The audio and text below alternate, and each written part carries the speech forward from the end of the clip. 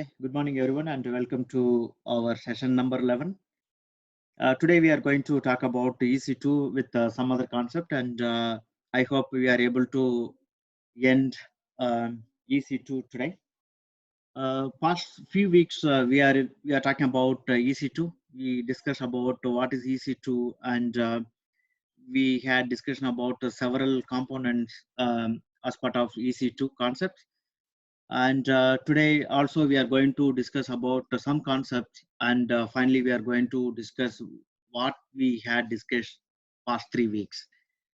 Okay, and moving to the first slide, and this is our agenda for this week. Lightsail, it's one of the services which are offered by AWS. We are going to talk about why and what purpose we are going for Lightsail. And Fargate, this is also one of the container service which offered by AWS. We are going to discuss about the features and functionalities and why we are going to use Fargate. And ECS, Elastic Container Service, which is also a container service from AWS like Fargate. And also one more container services we are going to discuss, that is called as Amazon EKS, Elastic Kubernetes Services. And we are going to discuss about load balancer, how load balancer will work and what is the difference between our regular load balancer and AWS load balancer. Apart from that, why we are going for load balancer, everything we are going to discuss. And final touch, what we learned so far in EC2 and exam point of view, what and all you have to aware to clear your exam. And finally, we are going for the hands-on, which includes auto scaling and several other options or functionalities we are going to show today, including Lightsail, Fargate, everything. Before going to the next slide, today's session is mostly we are targeting container service related AWS features. How it will help you for the exam point of view. Exam point of view, you will not get much questions from today's session, especially the container services. You may get one or two questions, that also very rare to get from these first three topics of our agenda item. But why I have included, if it is not part of the exam, it will be really helpful for you to attend your interviews and clear your interviews, because if you say you are working as an architect, then definitely they will ask you the questions from the container service and Kubernetes services, and also they will ask you Lightsail. So if you no need to go in detail on the services, at least entry point of view, but at least you must aware what is on what and why you have to use and which scenario you have to use. So that's the reason I have included this one. There is a reason for everything, that also it's applicable for this week presentation, right? Moving to the next slide. AWS Lightsail. Okay, so before explaining this slide, I have some thought process here. Okay, this is a pandemic situation. Everybody knows that, right? Regardless of where you are living in this globe, everybody has this issue. Okay, you are trying to protect yourself and you are trying to protect your family. And for that, you have planned to order some mask for better protection. Unfortunately, you didn't find mask as expected because it's not available in the market either, or it's not going to be available very soon to you. But you have some commitments and you have to go out and you have to wear mask. Okay. Unfortunately, you are not able to get those masks. Okay, what you are going to do now? Okay, you have to wait. What is the earliest available to get your mask? When you are talking with your friend who is in Singapore or somewhere else, he's saying that, okay, why can't you start the business in US? Okay, I will take care of mask supply from Singapore.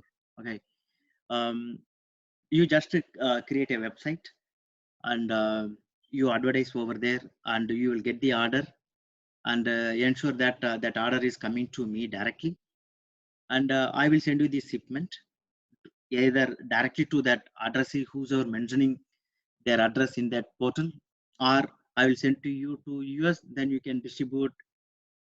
Okay, you feel that idea is really sounds great, and you can get your mask as well as you can service to the people, including your friends and families, and also you can start your own business.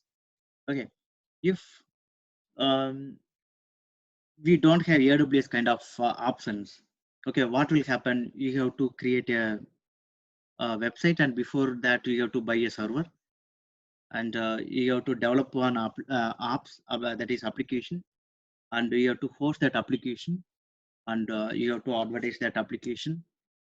It will take a tremendous amount of time, because configuring the server, getting the server and configuring server is not a one day task, right? It will take a minimum number of weeks. By the time pandemic may be over, we are not sure. Okay, so now you are thinking that okay, you can develop an application yourself. Okay, with no infrastructure almost. Okay, that time you are just thinking about AWS, and that situation, this Lightsail will help you to create a website. Okay, with minimal amount of money expenses or least cost to you. Okay, and you can pay only whatever you are going to that service. Such options or features, you can go with Amazon Lightsail. Okay, so you already know that WordPress, right? So what is that? It is a content management server or services, okay, offered by some third party, right? So you can just register in the WordPress, and you can um, or you can subscribe for that WordPress, and you can start develop your content and deliver in AWS. So that it is a lightning fast kind of thing. You need not wait for any licensing or anything. Just like that, you can buy and host your application. Okay, such applications this you can host in the Lightsail. That means you have two options in this Lightsail. Okay, one is you can choose the plain operating system. Okay, you can just click that operating system, and you can configure whatever you want the applications, or you can just to click that operating system along with the packages or softwares already exist, for example WordPress kind of thing. Okay, so such scenarios you can use for Amazon Lightsail. I think you are able to understand why we are going for Lightsail. Okay, again, I have mentioned in my presentation, Lightsail is for a small developers who don't need complex functionality. Yes, just gathering all the information of your customers, and store in a database, and notify that the seller, who's ever going to supply the product to you. That's all, simple, done. It's a 60 minutes work for you to configure and done everything. Okay, such scenarios you can go for Lightsail. And as I mentioned in here, it provides a simple unmanaged VM instances. That means whenever you are choosing your operating system, okay, it will be pre-configured, and it will provide a unmanaged VM instances. You can go for managed instances also, but by default you will get unmanaged VM instances, and you can configure accordingly. And the first point, coming back to the first point, Amazon Lightsail is the easiest way to get started with the AWS for developers who just need virtual private servers. That's all. No need to spend any money on any other infrastructure. Okay. So Amazon Lightsail is a VPS, that is virtual private server. You already know if you are in IT. Okay, what is that? It is a template, and you can choose from that template, whatever you like. As I said, it is either plain OS. If you want Linux, okay, choose Linux.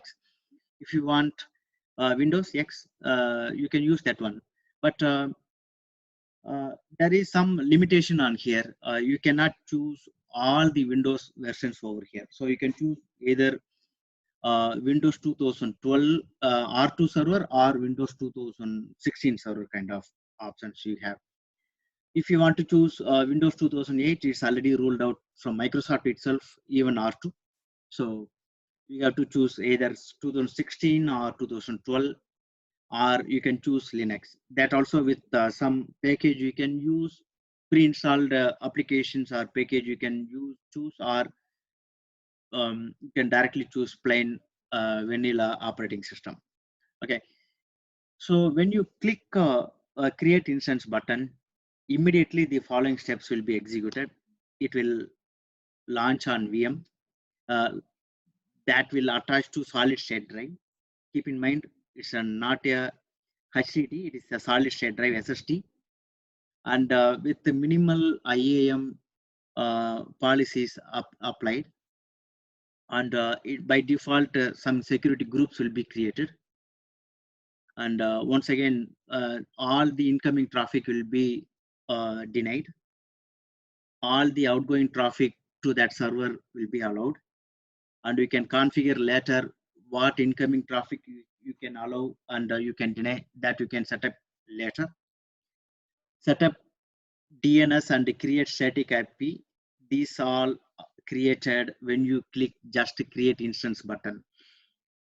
At the end of this session, we are going to have hands-on on the slide cell so that you can clear your doubts over there. And if still you have a question, I will explain at the end.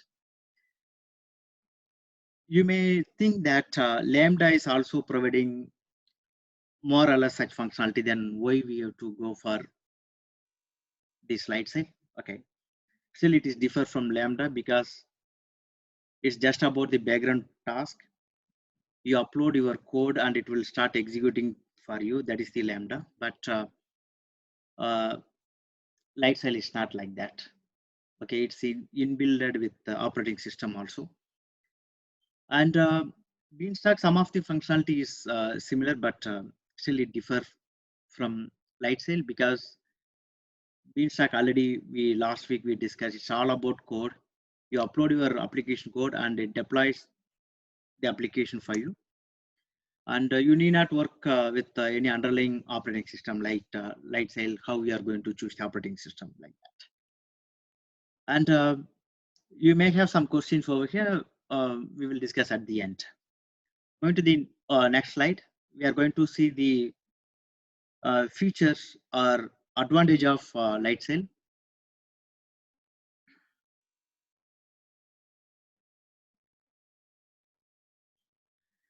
Okay, there are four major advantage of this Lightsail. One is managed environments.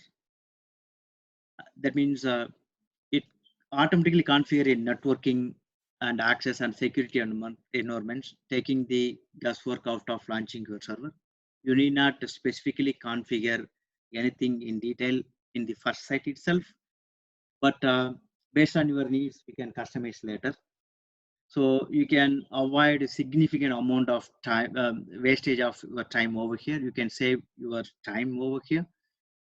And high availability storage. Okay, currently you have chosen 8 GB SSD, but you need 1 TB of disk. Still, you can go from minimal storage to maximum storage so that you can choose whatever the size you want over the period, not immediately. Because, for example, you are starting your business today, you have limited customers, but after 6 months, you have significant amount of customers increased. So like that, you can increase the capacity also. Okay, that options you have.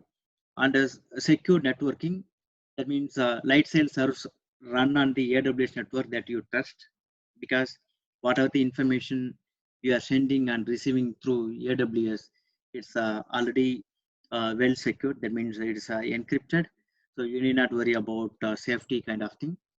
and configure your network simply and securely, including your IP addresses, DNS, firewalls, and more. That means you will get your IP addresses, secured IP addresses, and DNS, and the firewalls also inbuilt whenever you are choosing a launch instance. So you are able to pre-configure. You are getting pre-configured networking, and you can customize later whatever you like it, and easily scale your idea. Again, it is easily scale your idea, not computing. You need not much worry about your servers. Okay, how much you have to configure more. No need to worry about that. So just to scale your ideas about your business, then you can implement this. So it will easily balance and increase traffic and heavier workload anytime. That means you need not worry about. That means the peak hours customers will hit more your server, and your server may be down. You no need to worry because the load balancer will easily manage the load, and your server will not be broken down anytime. Plus, you can use full force of AWS by connecting your projects to other AWS services. That means you don't have CloudWatch over here, but you want to monitor your application progress and logging everything. So you can use CloudWatch service as kind of thing. That means what I'm trying to say, you can avail other AWS services for this Lightsail. So these are the huge benefit for Lightsail, and hope you may understand why you want to use Lightsail. And a brief, if you don't have much functionalities and you are starting a small scale industry, uh, and you want to just start a e-commerce application, okay, go with Lightsail. It is easy, it is a cost effective, and you are able to save your time and not much work you have to do. Just like that, you can go and avail this service. That's all. For that purpose, you can go for Lightsail. I know you have some questions, and I will talk at the end. Okay, next we are going to talk about Fargate. So this is a container service.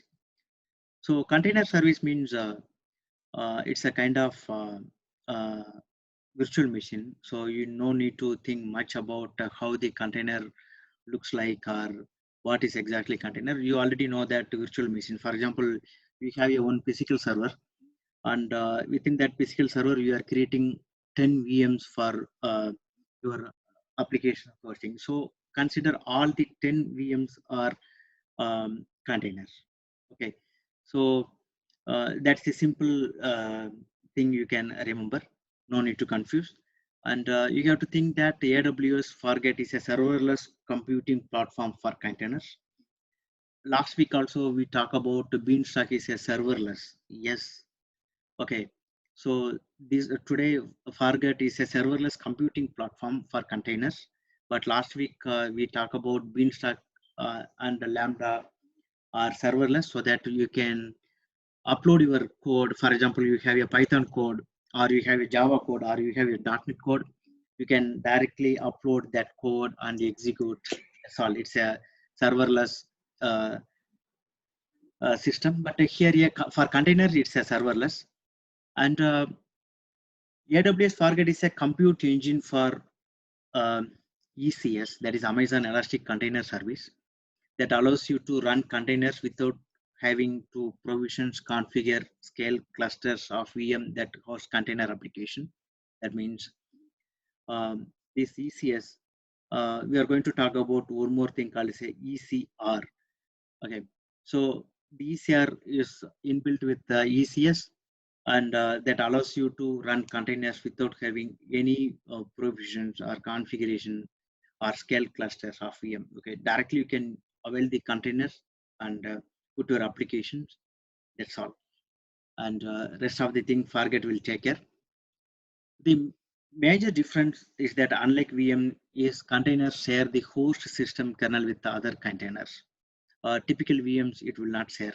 Just it will share, you have applications in the containers, and you are just accessing from multiple places. But here Fargate is little different from typical VMs, because the containers share the host system's kernel with the other containers. In the next slide, you are going to see the picture so that you are able to understand more on this particular statement. One service that could handle the underlying virtual machine, okay, while users can focus on building their application. That said service is Fargate. I think you are able to understand this statement. With the Fargate launch type, all you need to do is package your application in containers, and you have to mention the memory and the CPU requirements so that it will be launch your application. You have to define your IAM policies. If anything, like a password policy is also one of the IAM policy. Like that, if you have anything, you can update accordingly. Rest of the thing, Fargate will take care of to launch your application. And AWS Fargate also make it is easy to scale your applications. That means once you define all your application requirements, AWS Fargate manage all the scaling and infrastructure needed to run your containers in a high availability manner. And it will also integrate with Amazon ECS, that is Elastic Container Services, and Elastic Kubernetes Services, which launches and manages your containers for you. Here also, you need not worry about much about scaling and other things. It is automatically taken care by Fargate whenever it is going to overrun and everything. Next slide, you are able to understand more on this one. So yeah, the first picture in the left-hand side, I have mentioned as a container. It's a typical container, Fargate container, how it goes, how it works, okay. And right-hand side, it's a typical VM, how we are using in your on-premises VMs, okay. First, I will start with in the first picture in the right-hand side, that VMs. Typically in the VMs, you have multiple VMs, and you are uploading your, or you are hosting your applications with some binaries and libraries. For example, if you are a .NET developer, you are able to, that means package with a list of libraries or DLL files along with your applications, and whatever the OS you have hosted, okay, it's there. And this hypervisor will the intermediate services between the application and the server, whatever you are hosting. So this is the typical VM environment in your on-premises application. But how it differ from the container, how it differ from the VMs. Okay, here you are launching applications with typical binaries and libraries. For example, if you are a .NET developer and you are able to, that means package your DLLs, as I said earlier here. And the main difference between this container and VM is the Docker engine. The Docker engine will the intermediate layer between the operating system and the other your application. So it will be enable fast processing your application, so that it will be a fraction of second to launch your application, whatever you have hosted here. So I think you are able to understand the difference between the VM and container, and I will take your questions at the end if you have any questions. And continuing to the slide, in the bottom of the picture, you are able to see, okay, you are building a container image, okay, so that image you are processing into the container services, and or EKS. EKS we are going to discuss in the next slide. Okay, how Kubernetes services is integrated with AWS services, that we are going to discuss in the next slide. Okay, so here you are building a container image over here with the Windows 2016 server, for example. Okay, either you have to choose Amazon ECS or EKS, whatever you like based on your requirements.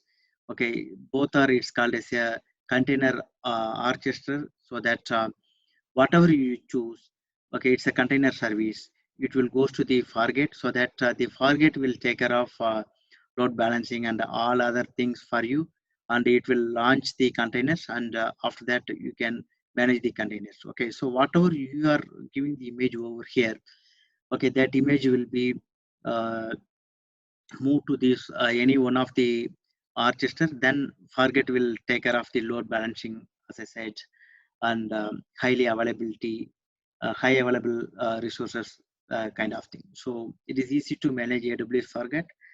And for the exam point of view, again, you will not get any question from AWS Fargate, but interview point of view, definitely you will get a question like what is the difference between Elastic Beanstalk and Fargate, or someone will ask you what is the AWS Fargate. So hope you are able to understand this one. First, you have to remember whenever anybody is asking Fargate, okay, Fargate is one of the container service, okay, and where you have to use whenever you want to go for serverless containers, that time you have to use Fargate. And what is the main difference between VM and container? Okay, you have a Docker engine which will help you to speed up your process and application. So these are the main three concepts. If you are able to understand, that is sufficient.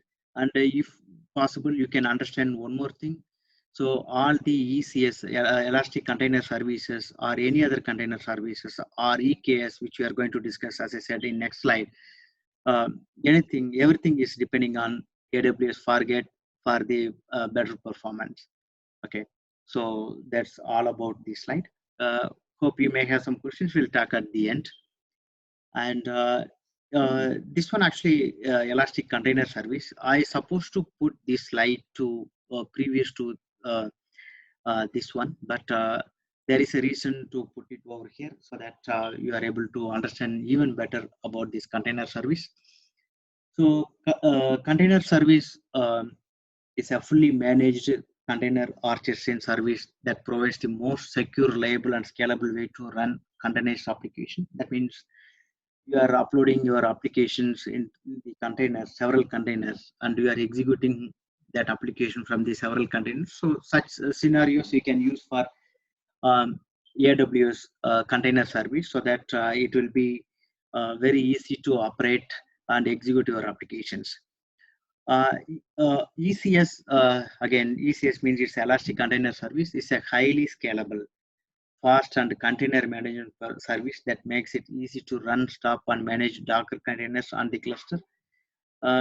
Always we are talking about highly scalable and always available, that kind of thing. So most of the AWS services is offering such services. That's why we are keep on seeing highly scalable kind of thing. So keep in mind, all the services are highly scalable and highly available. So you need not to worry about any of the services availability. Mostly it is available from 99.95% to 99.999999999. That is 9 that is the availability. So you can just like that believe, because it is always available, it's always durable, and it is well secured because of the strongly encrypted outbound and inbound messages. And you can host your cluster on a serverless infrastructure that is managed by Amazon ECS by launching your service or tasks using the Fargate launch type. So this one we saw in the previous slide. Amazon Elastic Container Registry, it is integrated with services with ECS. Okay, you need not separately configure anything in ECR, but you have to understand what is the ECR. ECR is a fully managed container registry that make it simpler and faster for developers to store, manage, and deploy container image. So that is very much important. So it is, as I said, it is integrated with ECS. AWS can help manage your containers and their deployment for you, so you don't have to worry about the underlying infrastructure, whether my infrastructure is available or not, whether I'm run out of space or my processor is slow. You need not worry about everything. The container service will take care. We will see the demo at the end. And this is the simple example of the container registry. That means how ECR, Docker, Hub, and self-hosted registry, it is integrated with published images and the Docker file. It's a just kind of the file, and you are able to see the container image move to the here, and you are publishing this image. It's a typical container things, and we will see the demo so that you are able to understand even better. So at this moment, container service, you just think about it. It's also kind of VMs, and you are loading all your application over there, and rest it will taken care by the container service. And container service is one of the orchestration, and you have to choose Fargate to effectively work. So container service and Fargate are interrelated, which we already discussed in the previous slide. Okay, so that's about the container service. I will take your question at the end. And next one is Amazon Elastic Kubernetes Services, simply called as Amazon EKS. Okay, Kubernetes services, before explaining this slide, you have to just understand what is the Kubernetes services. Okay, the Kubernetes services is a third-party service which offered similar to these container services. It was started by a third party, and after some time, it bought by the Google, and they are developing their cloud services with EKS. Okay, uh, but after Google bought that service, they start improving the velocity and durability so that uh, it is very easy for them to manage their cloud computing. Okay, after some time, what will happen? Google sees that it will not give much yield in terms of the revenue because it's just a container service. So what it does that uh, they have outsourced that Kubernetes service to another third party. That means it is still owned by the Google, but outsourced to one of the third party to manage these services. Okay, so if you go to IBM Watson for your cloud computing needs, or Microsoft Azure, or AWS, whatever you are going to use as your cloud solutions, okay, EKS, that is Elastic Kubernetes Services, you can configure with any services. That means any cloud providers, okay, for their easily managed services.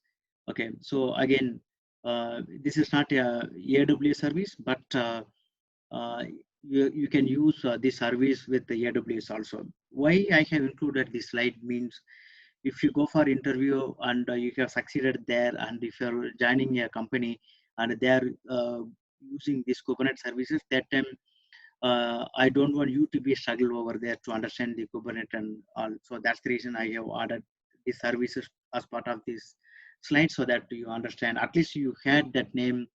There is a service called as a Kubernetes services which also support AWS. So that is the purpose. Okay. So continuing this slide, Amazon Elastic Kubernetes Services is a fully managed Kubernetes services that provide the most secure, reliable, and scalable way to run containerized services application using Kubernetes. So Kubernetes also a container services, as I said earlier, and you can integrate that with AWS. Kubernetes means consider a group of machines, examples VMs, and containerized applications, that is a Dockerized applications, and Kubernetes will help you to easily manage those apps across those machines. Simple, you have an application and you have deployed 5 containers.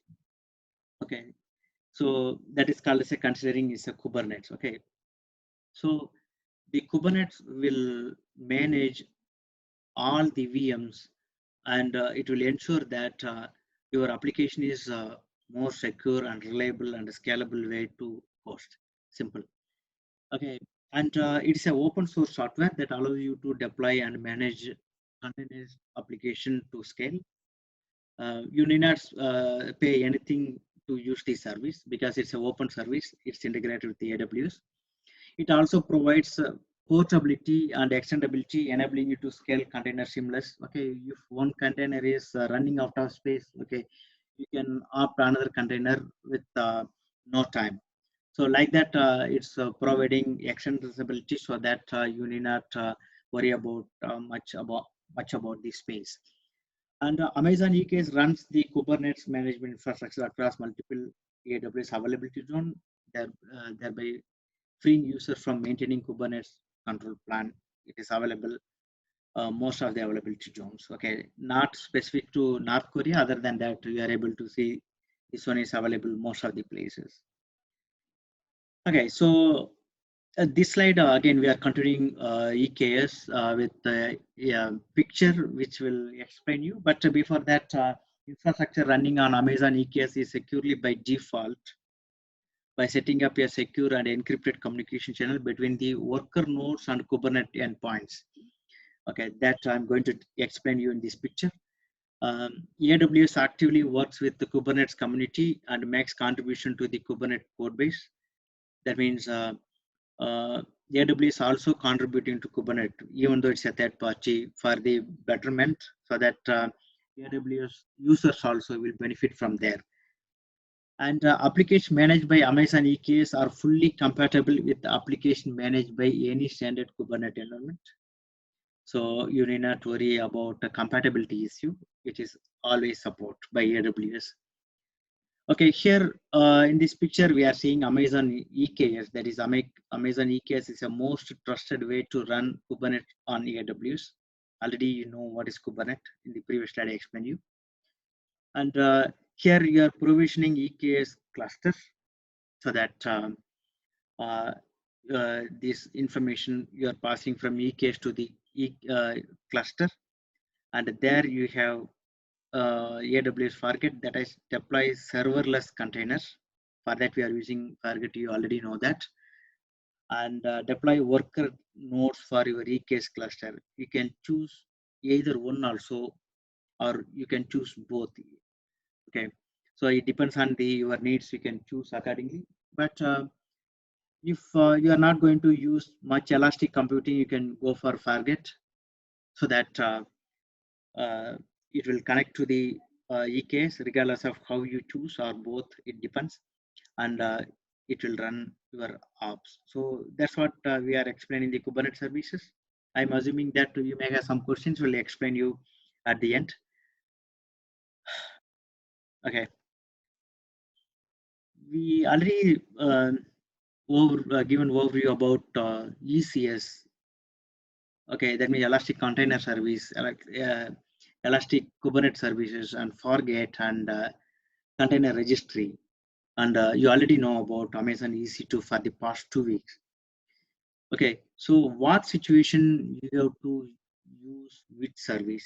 So I have simplified in this diagram or in the tabular column. So whatever we studied or we went through last week and this week, it is a simplified over here. Last week, from last week's session, I have just included EC2 because that is the only related to the container service, but the rest of the 4 options, it is from today's session.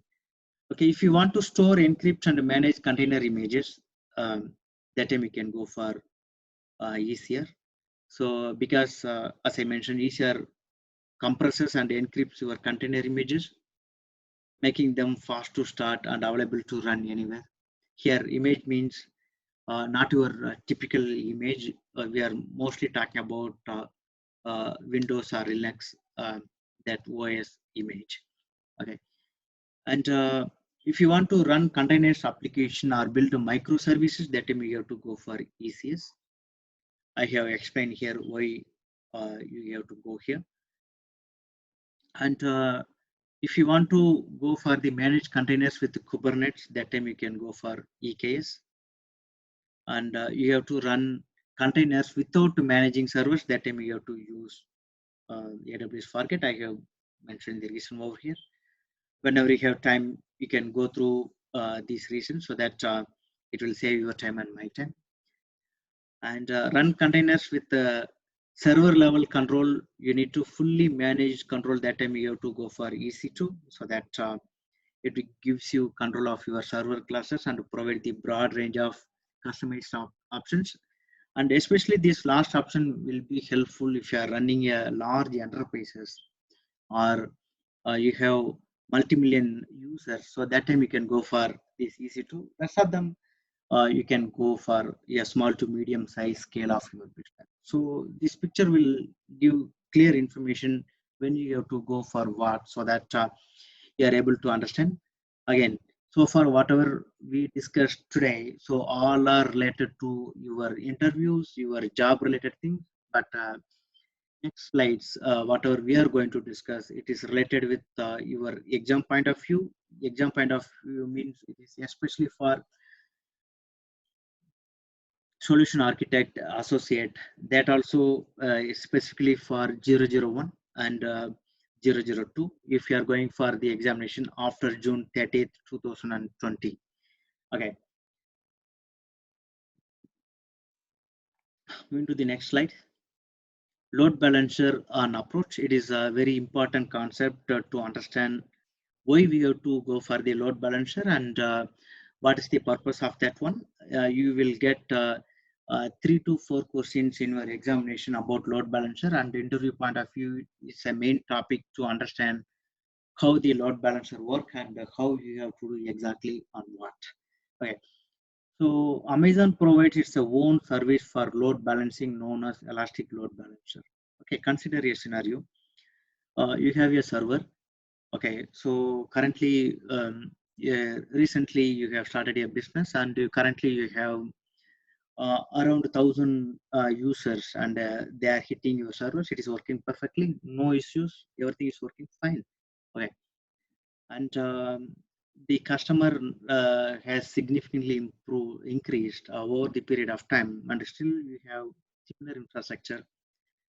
And if that peak, if all the customers, that is millions of customers, is log into or accessing your application, then it will be broken down. Okay, so that time what will happen? So to avoid such scenarios, you are balancing your load across the several VMs, or if you have physical servers, across the physical servers, so that whenever you are hitting the load will be balanced to the across the system. That means you are able to manage the incoming traffic to the multiple target. Okay, for such scenarios we have to go for the load balance. If no load balance, then your server will be down, and people will not be able to access. I frequently giving this example to you since the first session, because that's the typical example of Costco. What happened during the last Thanksgiving Day? They had more than 20 million loss just because of these load balancer issues. Okay, so you can avoid such scenarios to define the well um, defined load balancer. Okay, so that same kind of load balancer will offer by AWS also. That is called elastic load balancer. It can handle the varying load of your application traffic in a single availability zone or across multiple availability zone. It depends on the your business. You can use either one. If you are running a business only specific region within America, then you can go for single availability zone, or you are running your business multiple places, you can go for multiple availability zone. And elastic load balancing offers 3 types of load balancers that all feature with high availability, automatic scaling, robust security. You already know about this. AWS has the feature of scaling up or scaling down the resources. Load balancer automatically scale up your resources, which is sufficient to handle the large incoming traffic. And load balancing refers to efficiently distributing incoming network traffic across a group of backend servers in a manner that increase speed and performance. So all are the main points for the load balancer. You already know some of the points because you are related to the IT. Even working as a tester, you are able to understand this concept, or BA or PM, whatever your role, you may understand the load balancer. But same load balancer we are talking about in AWS also. Okay. So moving to the next slide. These are the main 3 types we are talking about. And before that, the elastic load balancer is similar to all other load balancers, which we already talked about in the previous slide. It basically serves the purpose of a single point of contact to the client. To make it simple, the client sends the request to the load balancer and it then distributes them the target like EC2, Lambda function, etc. in different availability zones. Whenever you are hitting, it will taken care by the elastic load balancer. And coming back to these three types of elastic balancer, one is the application load balancer. Typically, when it will be useful, whenever you are using HTTP and HTTPS traffic routing. For example, HTTP yes dot whatever your defined website.com or HTTP tn.gov, whatever the website. So that time, whenever you are hitting, it will see the number of hits per second per minute, and based on that, the load will be balanced across the sources so that there will be no lagging to accessing the site. Network load balancer, if the application load balancer are based on the HTTP and HTTPS traffic routing, the network load balancer is typically with TCP traffic, so that the load balancer can handle millions of traffic, so that the network will be handled and it will be maintained perfectly. That means it always gives you low latency. That means the application is very quick to access. And it's capable of handling uncertain traffic while maintaining static IP address. Even though it's a static IP address, the network load balancer will help you to manage the load in the entire network, whatever you have configured. And the main difference between the classic and other two load balancer is this one is the basic one. No need to specific to TCP or HTTP, but still it is initially used for EC2 instances. It is operated to connection level as well as request level, so that it is not specific to anything else. It's a typical classic load balancer. So these are the three types of load balancer. Again, it's a simple topic, but interesting topic. Important topic too for your interview as well as exam point of view, and we'll take the questions at the end. For example, you are running a e-commerce application, and several customers are accessing from mobile phone or laptop to order their item. So the load will be managed on this. I think you are able to see my mouse movement. So here load will be balanced from the multiple requests, and it will be processed perfectly because load will be balanced across the network and applications. So this is a simple example for the load balancer, and this picture will help you to understand better. For example, CloudWatch alarm. So you already know that what is the purpose of the CloudWatch. We explained already, and you are seeing that unhealthy host count. That means millions of customers is suddenly they're hitting your application.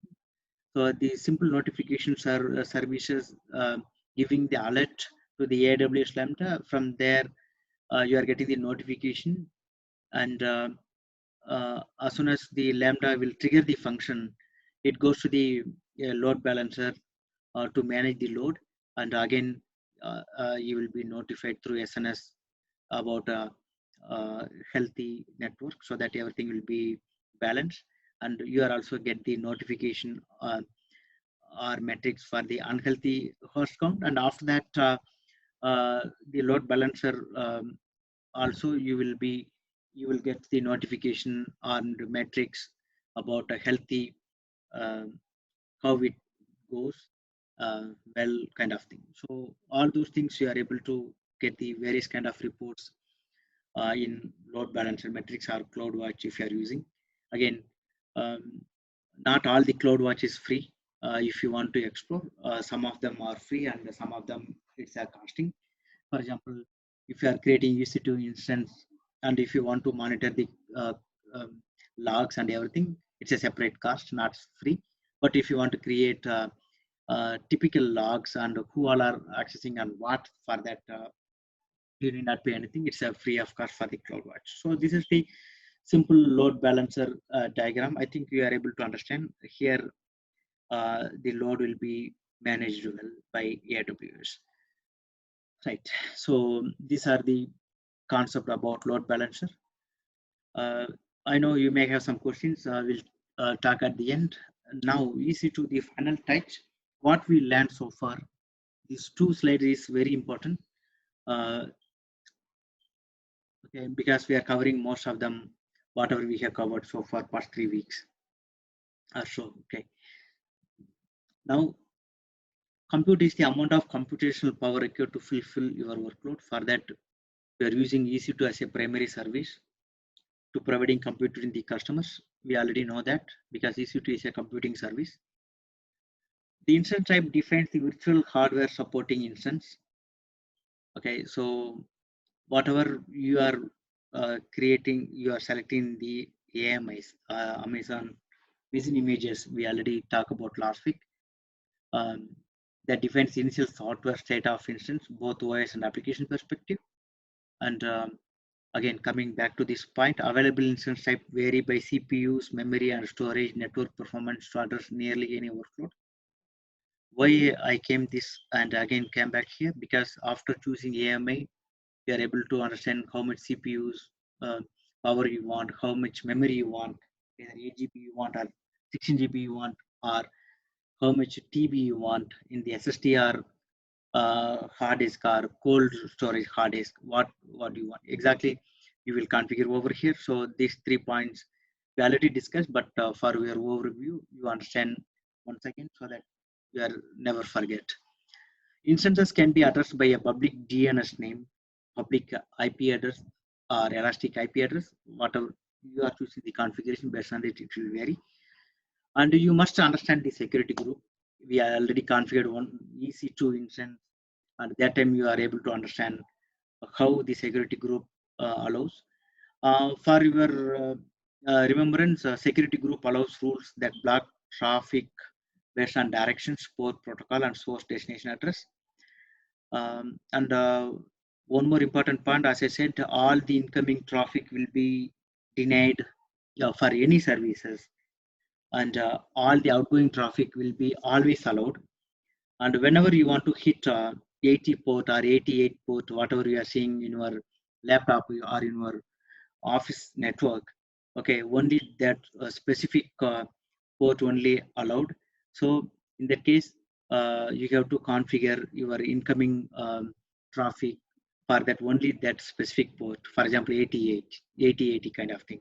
For example, if you are installing SQL Server and you have enabled 8080 port, then if everybody wants to access that SQL Server, then you have to enable 88 port alone.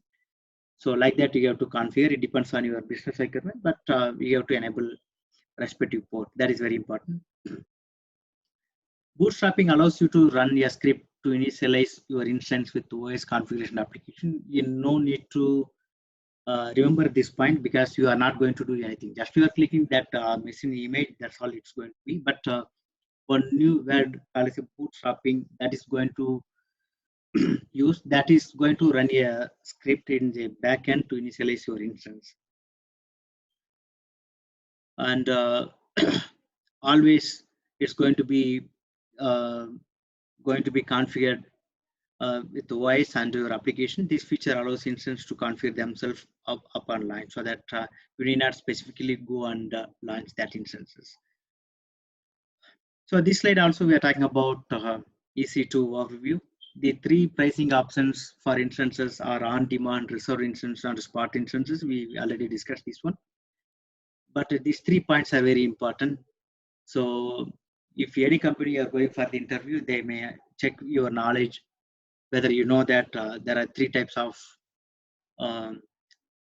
instances type are there and you know them. So for your memory, it is on-demand instances, reserved instances, and spot instances. We discussed earlier about this. So on-demand has the highest per hour cost. Okay, that means requiring no upfront commitment and giving you complete control over the lifetime of the instances. Whereas reserved instances require a commitment and provide a reduced overall cost over the lifetime of the reservation. These are the 2 main difference between them. And Spot instances are ideal compute capacity that AWS makes available based on a bit prices from the customers. It is not always available spot instances. There is a limited uh, for the customer. So you have to bid if you want to get that spot instances. What is the spot instances? What is the on-demand instances? What is reserved instances? We already discussed, and you go to previous recordings or previous presentations, then you are able to understand, and you can understand these points after that if you forgot. Instance source or block storage included with the hourly cost of the instance, which you already know. The amount of type and storage available varies with the instance type. Amazon EBS provides durable block storage in several types. You already know that magnetic is one of the lowest cost per gigabyte, delivers the modest performance. But SSD is always the faster. Uh, and hard disk, you already know that it is a little slower than SSD because their IOPS operation is lesser than SSD. You already know that input output per second, that is the IOPS. And snapshots are incremental backup of Amazon EBS volumes stored in Amazon S3. That is a very important point. Whenever you are creating a new version, it will be updated as a latest snapshot. Amazon EBS volumes can be encrypted. This is also an important point. But no need to remember this point because by default, almost everything is encrypted in AWS, including EBS. Right. So you may have some questions. I will talk at the end. Now let's go on the hands-on.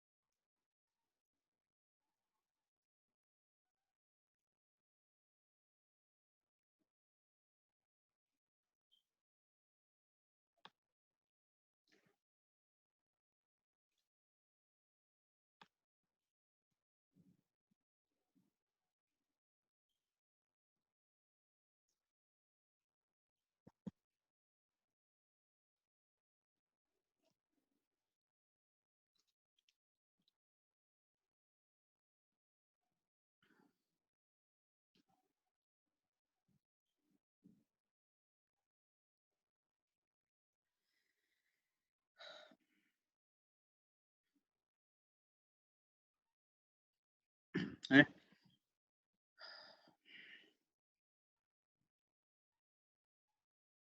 Okay.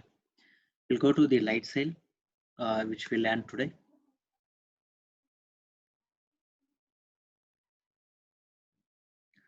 Okay, what language support you want, you can choose accordingly. I want to choose English. Welcome to light sail. Okay, let's get started. Okay, so here is the actual screen. This is a latest update on the light sail. Now supports the notification and monitoring of your light sail resources. Okay, I removed that one. So this is the actual screen. Okay, so here you are going to create an instance. Okay, so you cannot choose anything over here, but here by default your location will be United States because I'm in United States and my IP address is United States, so that's why I'm getting by default instance location. And currently I have chosen Virginia, that is Eastern one. If you want to change, you can change that one. Okay, but I'm leaving as it is because I'm into that zone. Next, pick up your instance image. Okay, again, image means here we are talking about operating system. If you want a Linux or Unix, you can choose this one. But I feel Microsoft Windows is a little more compatible for my business needs, so I'm choosing Microsoft Windows. Here, how you want to choose? You want to choose only operating system, or you want to go for operating system plus inbuilt applications.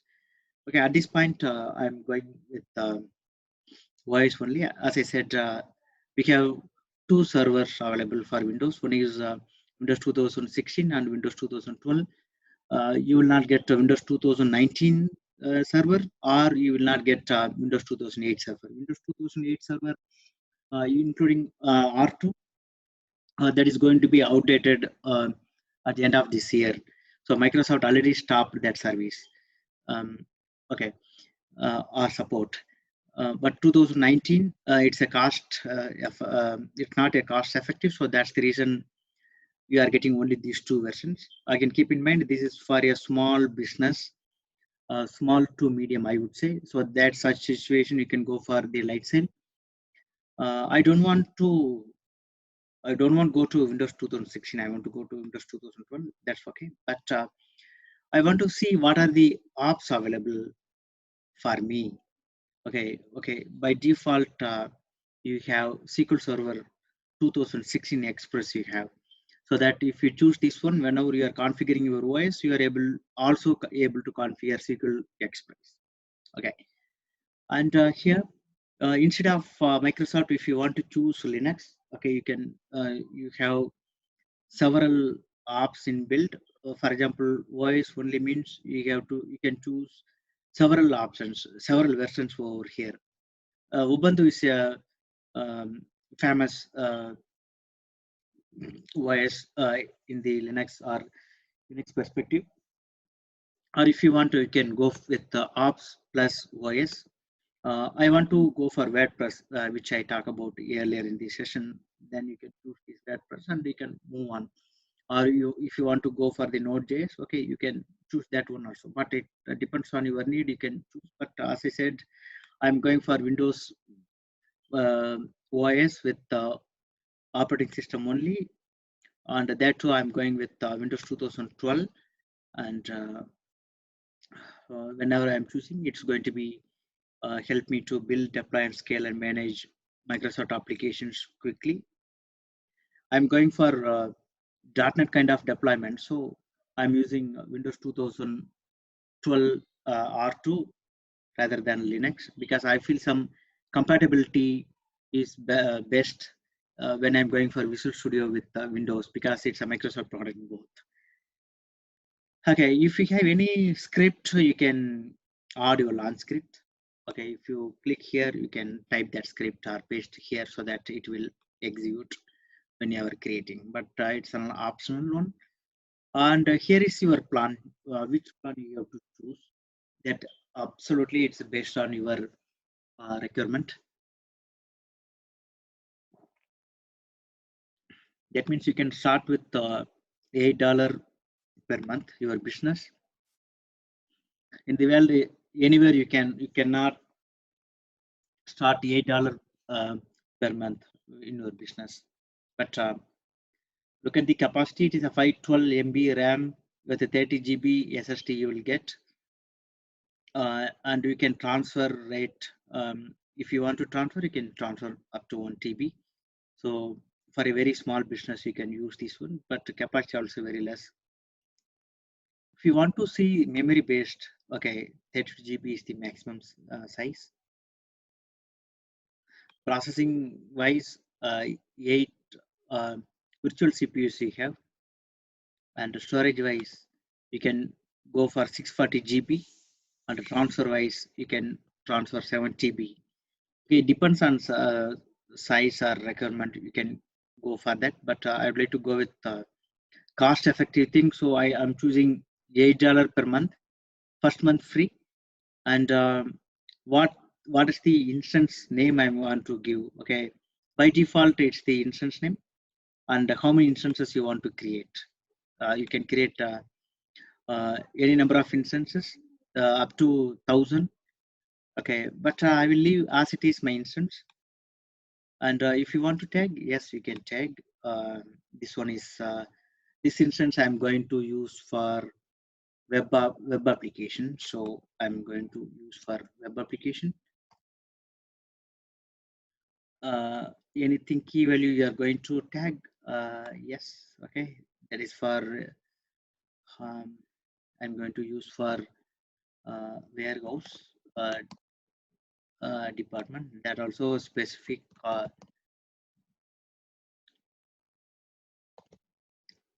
department I'm going to use. And now just create the instance.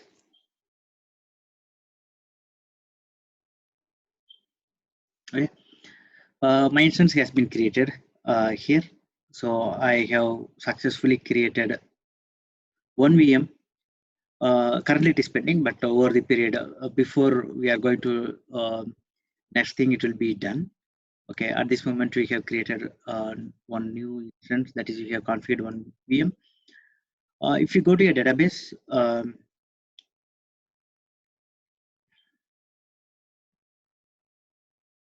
you're able to see no database right now, but you can create a new database. Create a database, which database you want to choose. Okay, it's a MySQL or PostgreSQL. Okay, which one you want.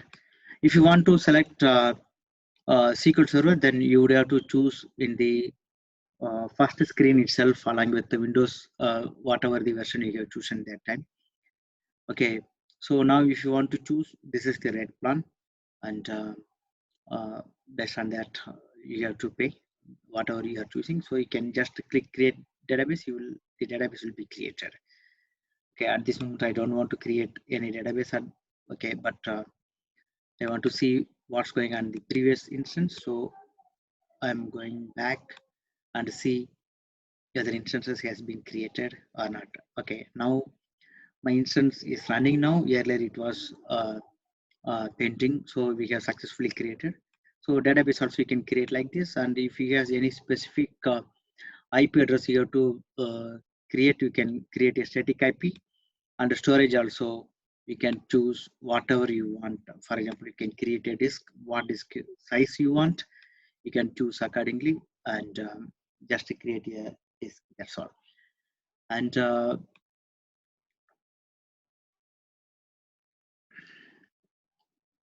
snapshot, you can create a snapshot, whatever you have instance over here. For that you are creating a snapshot. So go to snapshot, and if any snapshot you have created, it will be displayed over here. So these are all about Lightsail. Hope you are able to understand now why and what purpose we are using the Lightsail. That means Lightsail, so that it is easy to remember and clear your interviews. So this instance is currently running. I want to stop this instance so that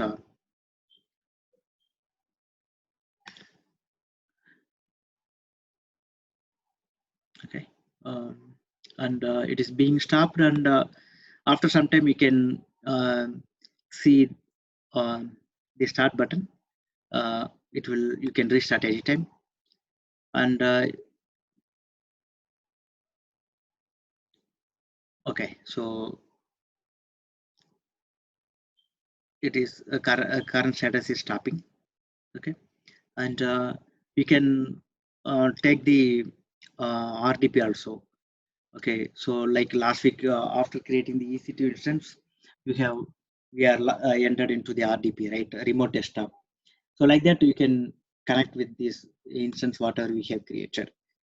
So now we have start option. Current status is, earlier we have stopped.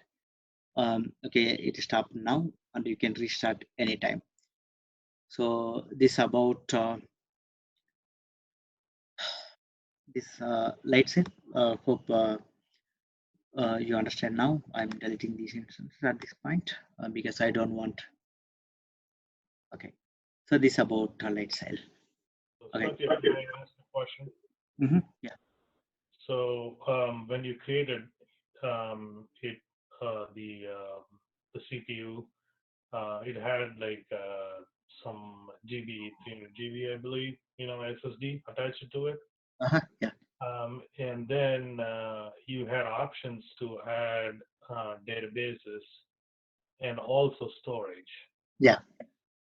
So you would do the storage, you'll add the storage only if the SSD capacity is not enough. Is that what the idea is behind it? You have several options over there for SSD So you can choose the maximum size, but the price is $250 for the maximum size. So Okay. I So think, when yeah, you create it, it just shows that, the max you can have is 300 GB. That's what it says.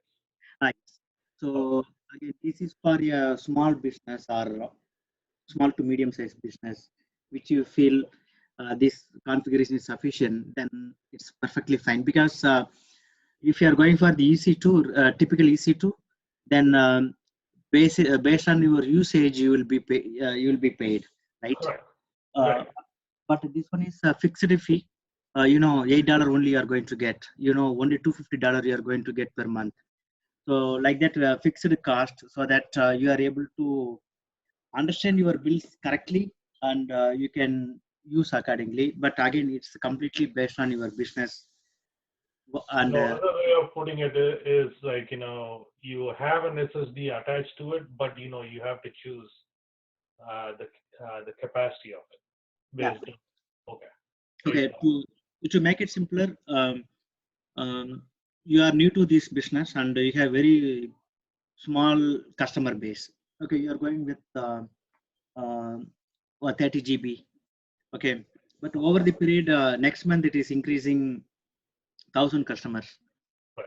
Okay, you are changing to next level, and every month you can change. Every day you can change this configuration, so Okay. that if you have a large customer base, you can use the maximum configuration. Okay. So I would use the database attachment only if I need, if my application that I am putting it on Lightsail needs some kind of RDBMS or what have you. So that's when, I'll go for the database, or else I don't need it. Correct? Yes, yeah, typically for any application you need at least one database, right? Either SQL Server or Right. I Excel. mean, Yeah. yeah. So you So can't just go holding documents, I need only storage, right? So if I have web, my content is just the documents, right? correct. Yeah. Okay. For example, Excellent.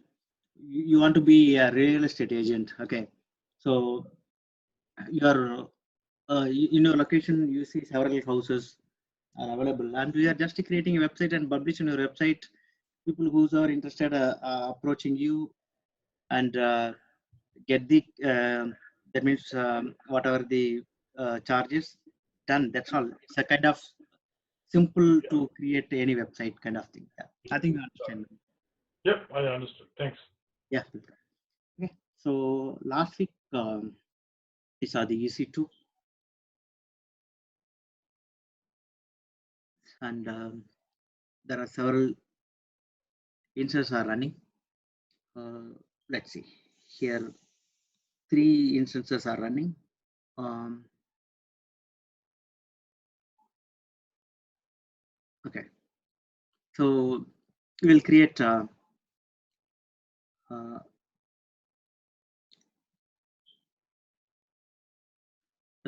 that means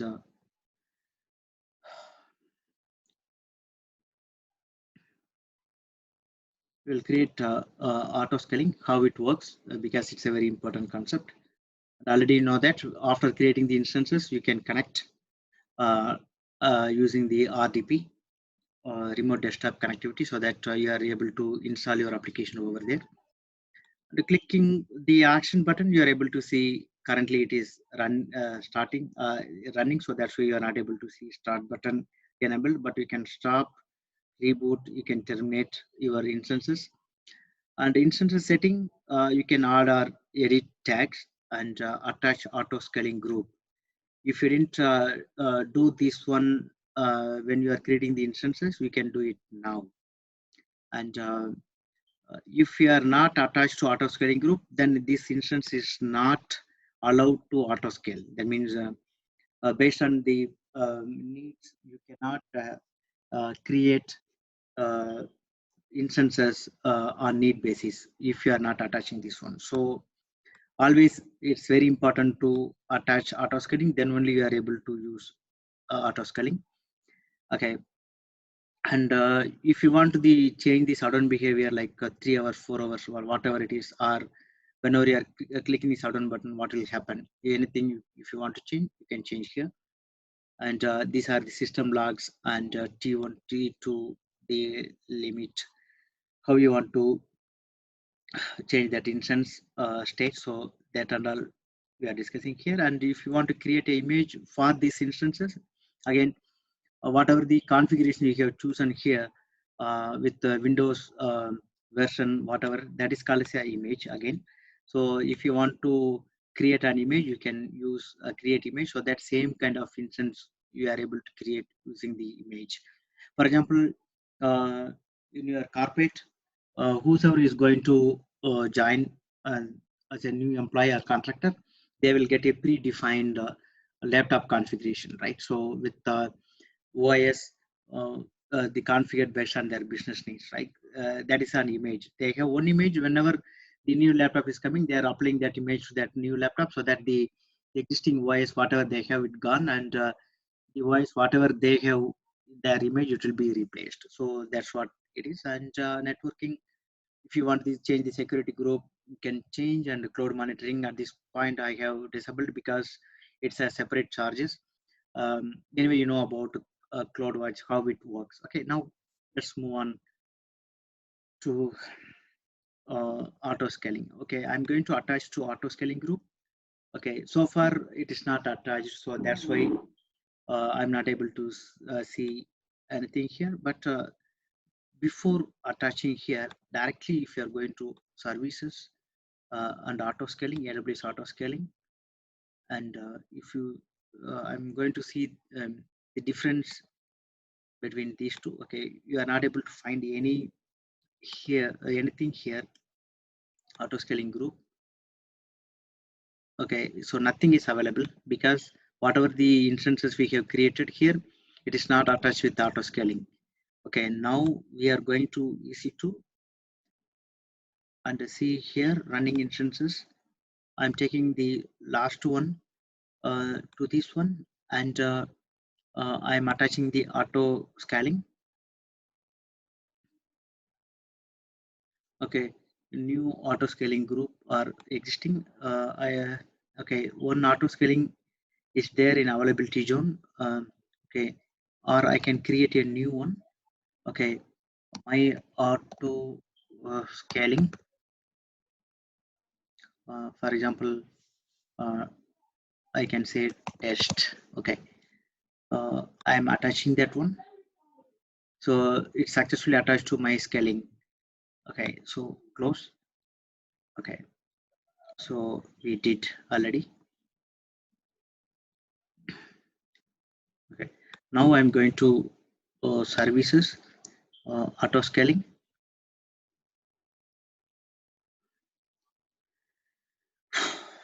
Get started. Okay, I'm able to choose the auto scaling group, my auto scaling test which we have created just now, and clicking next.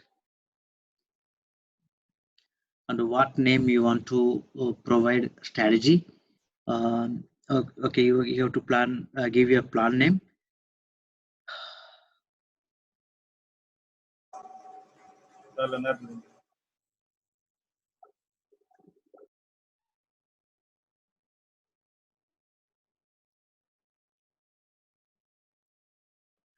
So I'm giving one parameter, one new name. Okay, and I'm creating predictive scaling and enable dynamic scaling. That means predictive scaling means if one instance is going to be full or whatever the mentioned category is going to be, then it will dynamically scale up. So that's why I created these two, and I'm going for the custom rather than yeah, optimization availability. For example, I want to I have to create a new instances whenever I'm reaching 70% of CPU utilization. Okay, so when it is hitting 70%, then new instances will be created. Okay, next. Okay, configure advanced settings if we have any. These things we have created now. and next, and you have to review whatever you have chosen correctly, or if you want you can go back and you can update. So as I said, I have mentioned as a 70% target. Now creating scaling plan, so it is creation is in progress.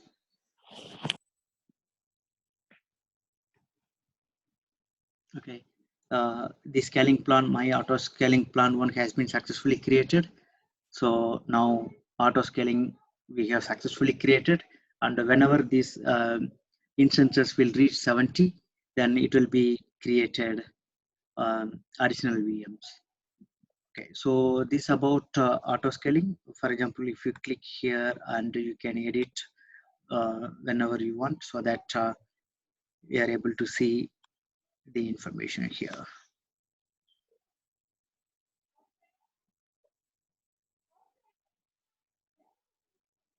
So here we have selected maximum capacity of 5 instances. Okay, 70, 70, 70. We create as many maximum capacity so that it will goes till that. And you have created minimum capacity. It will never over 5 or never come down below 1. So that's what their commitment. And whenever you are seeing 70% the first instances, the second instance will be created. Second instances, when we are seeing 70, then it will create a third instances.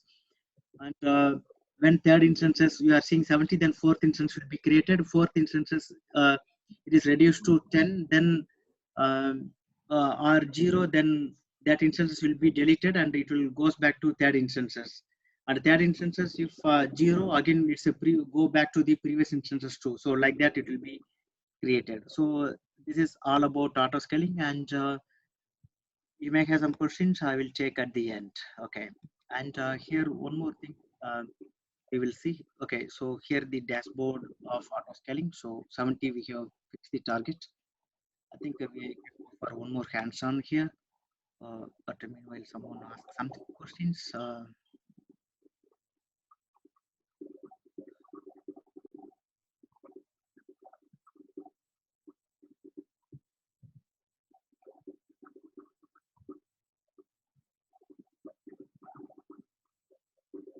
If you're not speaking, please put on mute. It is giving some noise to others.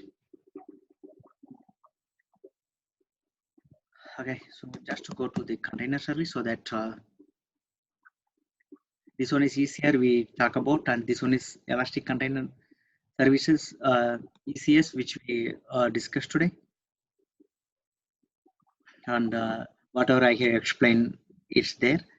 And run container at scale, flexible container placement, integrated and extensible. These are the main advantage. Now we get started. And what type of container services you want? You can. This is the container service. So this is the container definition. These are the definition you want to choose. Or if you want to go for the custom, you can choose the custom one. You can configure this one. Instead of Tomcat, I want different one. You can choose here. If you want Tomcat web server, then you can choose this one. Okay, and you are going to define the task after creating after choosing the container and the service cluster. These are going to be selected. For example, I'm going for sample app, and these are the tasks whatever defined. If you want, you can edit. I want to keep it as it is, because this one is a forget compatibility. I needed that one. And the task memory, it is going to take 0.5 GB.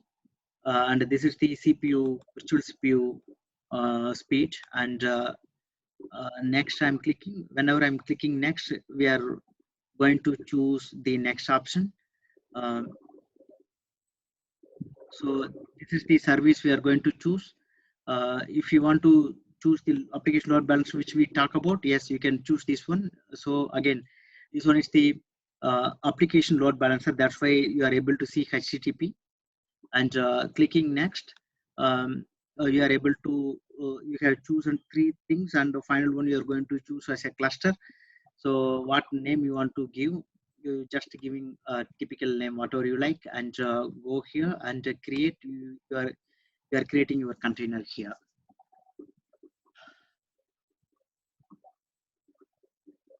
So this container is based on the ECS and the typical container services, and forget everything. And if you want to go for the Kubernetes related, that is a separate thing.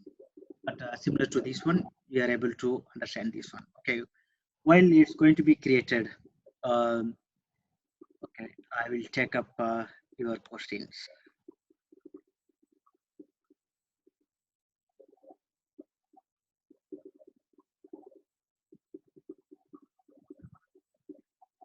Any questions?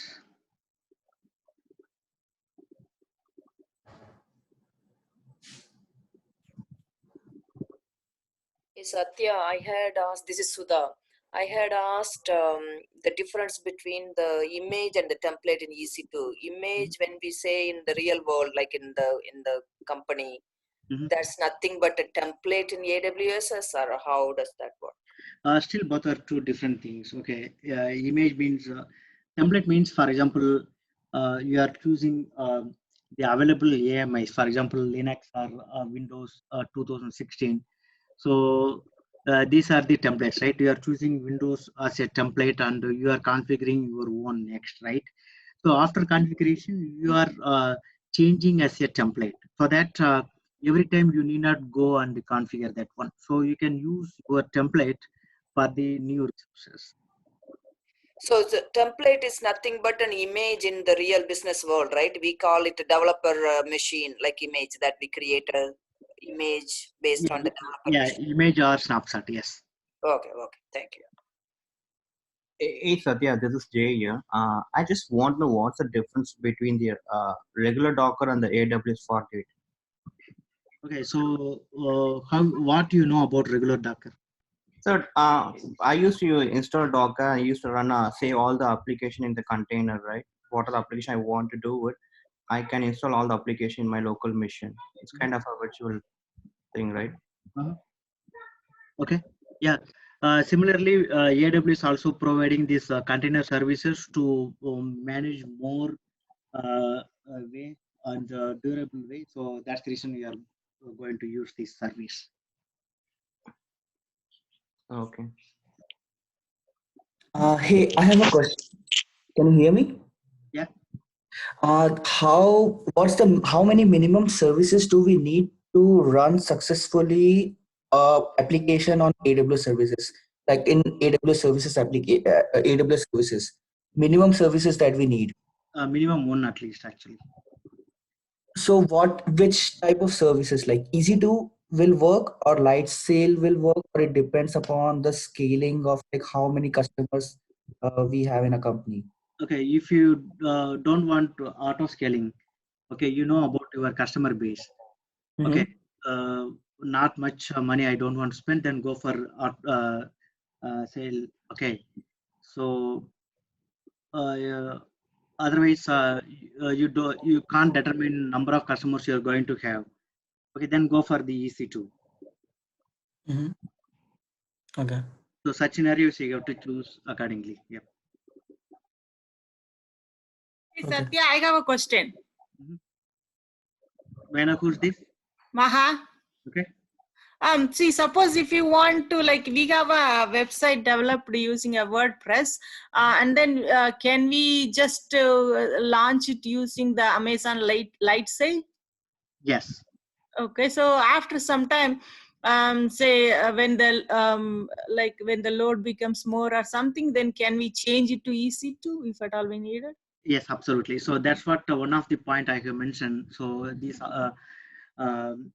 one is always you can integrate with the other AWS services. So anytime you can change that one. Okay. Thank you. So meanwhile, you are going to the next question. So here is the that means container services we have created using Fargate. So everything is successful here.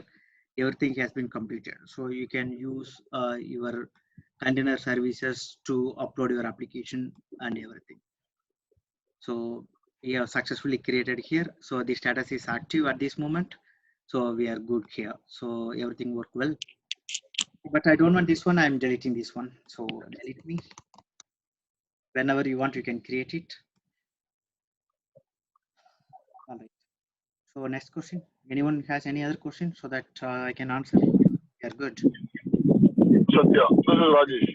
Uh-huh. Satya, you just mentioned that the Kubernetes, it's Mhm. open source, right? Yeah. But even the Kubernetes is open source, but it's used by Microsoft Azure too.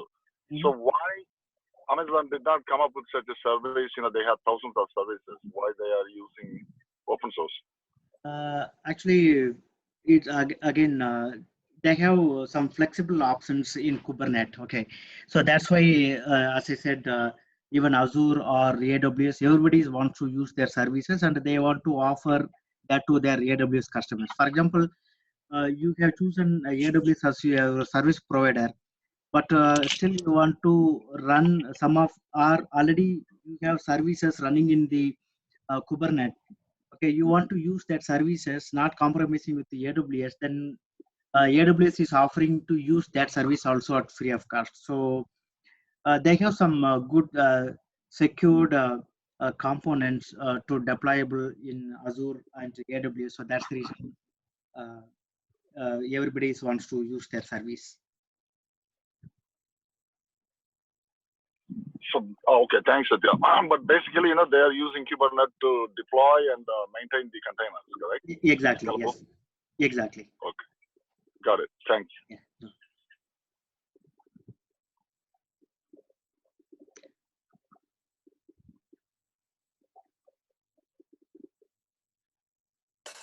Satya, can you explain me the container concept one more time, please? Is it like what's the difference between that real world, like a cluster or form, we call it in the real business world, and then the container?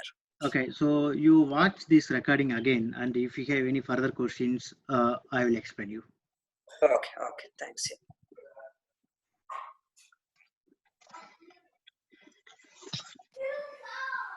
Yeah, I have a question. Mhm. This is Suresh here. The question I have is, most of my applications are ASP.NET, Mhm. and if we configure to do auto scaling, when a new instance comes up, how does the routing happen? Like when instance is like the front end to the back end and all that, assuming that everything comes up, is there the how the queue happens and how the traffic gets routed to the new instance? Is it automatic or is it something that we need to configure? No, it's automatic actually. Otherwise, there is no purpose of going there. Okay.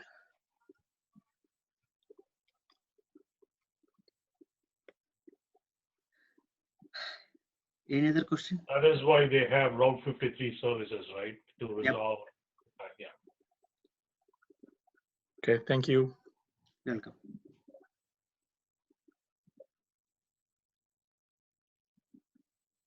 Satya, this is Rajesh again.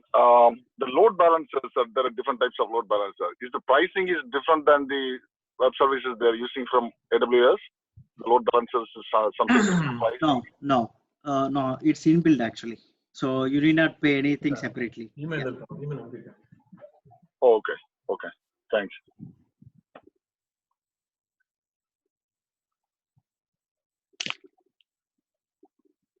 Satya, this is Mohan. Do we have a different load balancing policy? For example, we have a I think Route 52, there is one, and also application load balancing, right?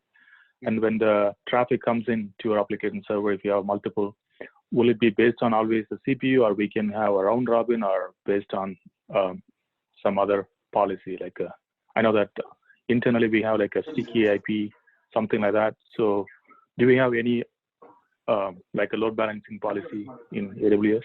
Yeah, they have inbuilt load balancing policies, but you can customize your policies whenever you are creating the EC2 instances. There are several policies are applicable. Okay, thank you. And can we do the load balancing by event trigger? One of the slides that you had with Lambda, can we do the same thing? Yeah.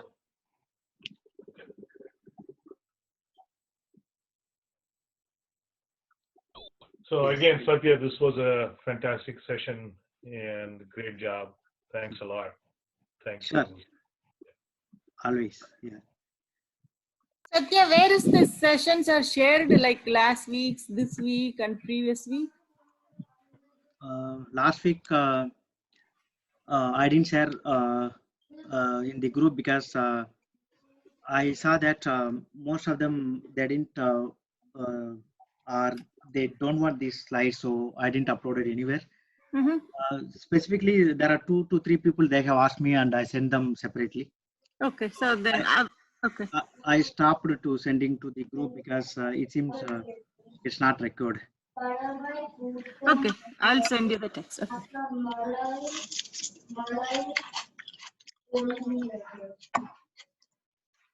All right. Any questions? Hey, Satya, I have subscribed to your YouTube channel where you posted like last 2 weeks videos. So, are you planning to post this video also in that channel? Yeah, last week video already I have posted in YouTube. You are able to see. Yes. And Yes. this week I will do that today, so that who's our subscribed YouTube channel, you will get all the recordings. Okay. Yeah. Thank you. And the rest of them I will post it today or tomorrow from the beginning. Yeah, that will be very helpful because Yeah. like I saw that the Google, I mean the account that you had, like it's all deleted. So it's better like you can post everything in the YouTube channel. Yeah. So that anytime we can go on to watch it. Yeah, that's what I am planning, but I don't have time. But definitely I do that. Someone was asking last week, you need any help? If you need any help, let me know, like that. So I forgot who's that. If you are still interested to help, let me know. This is Anand. Yeah, I sent an email.